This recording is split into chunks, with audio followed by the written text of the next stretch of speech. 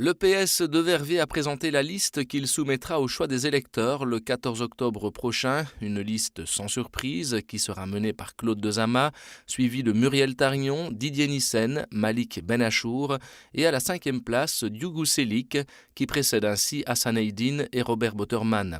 Les échevins Michel Dupuis et Jean-François Istas pousseront la liste aux dernières places. Il n'y a pas eu, selon les responsables, de féroce lutte des places. Tout s'est passé dans le calme et la sérénité.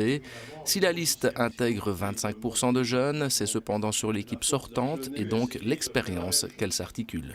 Les grandes lignes de cette liste, c'est évidemment un certain nombre de valeurs sûres qui sont nos échevins, qui est notre bourgmestre, nos échevins, notre président du CPS qui ont un bilan, des conseillers qui ont travaillé et puis énormément de jeunes qui viennent nous rejoindre.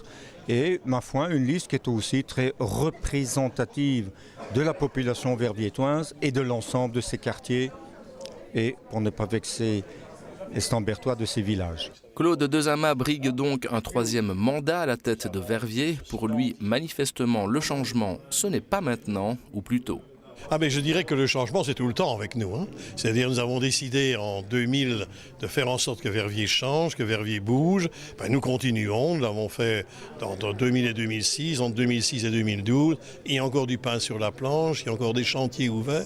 Et donc par conséquent, nous allons poursuivre le changement. C'est une ville en mouvement et nous comptons bien, comme socialistes, continuer à diriger le mouvement. Claude Dezama envisage même d'améliorer encore le score déjà historique de 2006 qui avait permis au PS d'engranger 15 sièges.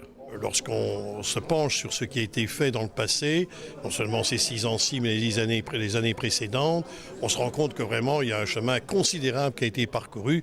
Et je voudrais citer à titre purement d'exemple, mais un exemple emblématique, c'est Verviers-Ouest, le chancre urbain en 2000. Regardez aujourd'hui ce que Verviers-Ouest est devenu et va encore devenir dans les prochains mois. Autre argument, pour lui, les listes concurrentes ne sont pas de nature à inciter l'électeur à changer d'attelage. On verra donc ça le 14 octobre au soir.